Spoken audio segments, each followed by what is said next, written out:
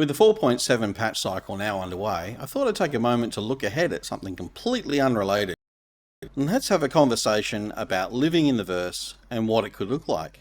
About the mechanics, what comes before and when we could see such a thing. What does a tier 0 look like? And what does a gold tier include? Chris and Cloud Imperium have planned for player habitation since inception. Right now we have the hab system and our instance hangars with limited persistence and options, but if we take a moment to look back to 2014, we had the hangar system, which while crude and often buggy, gave us more freedom in placement of displays and decorations, even while we were stuck on the ground at the time. This previous system had points on the floors and walls where items could be placed based on size and type, allowing us for greater freedom of item, but not of location. The items themselves also had a similar plug-in system, allowing shelves and displays to be populated again with items based on their type and size. Today we have freer form placement system via tractor beam location for sure, but options like wall mounting, paintings, trophies remain restricted. Items placed outside of cargo grids often shift and collide and can cause items to break or not settle in place. In addition, until insurance covers personal changes to decorations on board ships, it's all best temporary, making them near pointless. This also doesn't take into account the simple reality of hangars are not homes. We used to have comfortable, cozy rooms and lounge spaces, armories and target practice areas spanning zones where ships could park side by side and lofty second floors where we could take it all in and feel like it's ours and our home. Could we see a return of this original hangar system? The original hangars are still listed in the pledges and game packages, if nothing else. And if we do, does CIG plan a custom system for item placement? Or will we be regulated to a this item goes here and that item can only go there mechanic that we've had in the past? We've seen CIG plan for player settlements, organisation space stations, building homes in the wilderness for homesteading, farming, mining and industry, tying the building, crafting and gathering and transporting mechanics together, which creates a loop of gameplay and endgame, bringing cooperation and reasons for professions to mix beyond just profiteering. This system has us build common rooms and add-on halls, rooms with functions or utility via annex buildings or bolt-on parts, and will for many players represent the long-term goal or an endgame, all tucked in a tidy build system, all reminiscent of Subnautica, only with just higher time gates and gameplay loops, elements we would expect from a sim or an RPG game. This system will give us the ability to build communities around each other, but they will come with vulnerabilities in the form of upkeep, time sinks and reliance on construction ships and specialised equipment. Then there's always the concern of PvP aspects, as not all systems are friendly. Not to mention, the cost in UEC is expected to be extremely high. For those old enough to remember dial-up days and early broadband, you may recall a game called Star Wars Galaxies. People often bring it up when talking about Star Citizen and potential mechanics, as the games share much of the same DNA at their core. Star Wars Galaxies had you build housing from preset styles and buildings. These came in the form of plans that were often created by players and based on different systems, planets, each with its own styling and layout options. Being an older game, you could move items using either slash commands for large movements, or via a radial menu for smaller increments, which ultimately gave you a ridiculous level of freedom and position, but it took a really long time to do. Objects were allowed to clip, which gave players the option of using furniture or clutter to make new items or take on the appearance of different objects like lighting or shelves. Newer games like Black Desert Online and Once Human have the player enter a build or place mode, then select items from menus and place them using the mouse, with restrictions mostly being distance between objects or items or the location, preventing paintings, for example, from being placed on the floor. Star Wars Galaxies and games like Once Human, in practice, are the closest to the planned systems by CIG. You can place housing via blueprint and iterate on it out in the field, but not in existing infrastructure like in cities, and each home is locked to its server but is visible by other players naturally, just by going there, not passing through some kind of an instance, although in Star Citizen's case, there will be a quasi-instance barrier.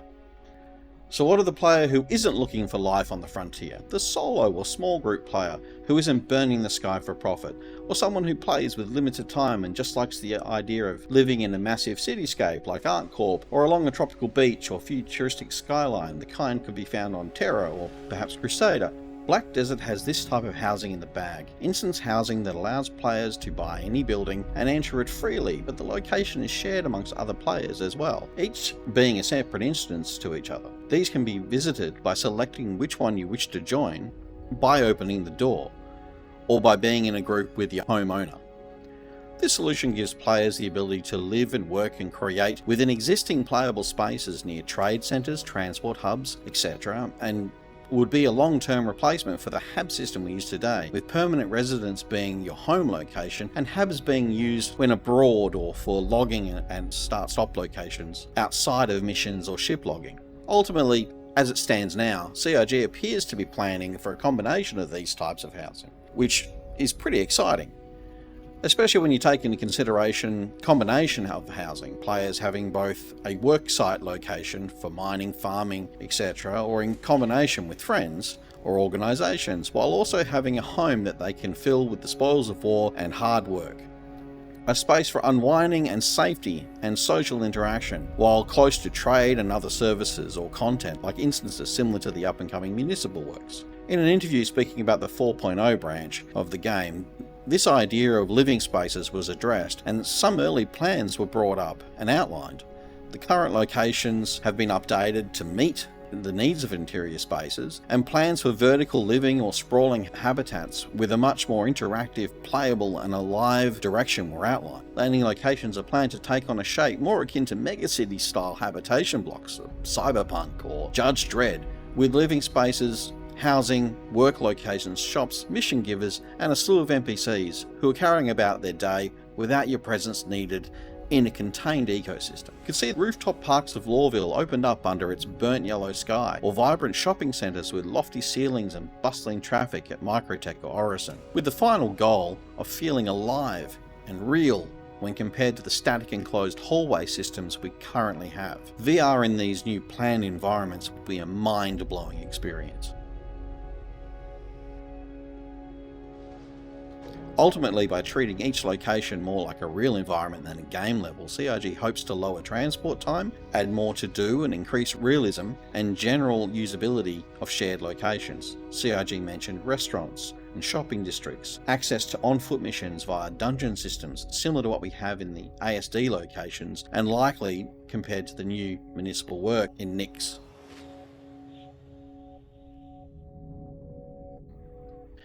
Now, while we never know how much of concept actually makes it to reality, a more engaging system surrounding housing, player environments, and living will only deepen the connection we have to the game, our characters, and the experience as a whole. Ultimately, this will bring a longevity and reachable, workable goals to the game, while bringing players together for commerce, social interactions, and of course, profit.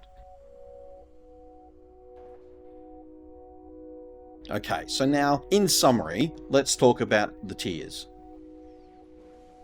Tier 0, to me, would have to represent an acceptable base level of housing and will look in practice like a return of the old hangar system, cleaned up perhaps for a new interaction mechanics of course, bringing with it the return of the node-based placement mechanic, letting us lock items to nodes or ports based on the size and type of an object or item. The system is interchangeable between static environments such as hangars, HABs and player-built locations, while also removing the issues we currently see with tractor-placed objects and collision issues.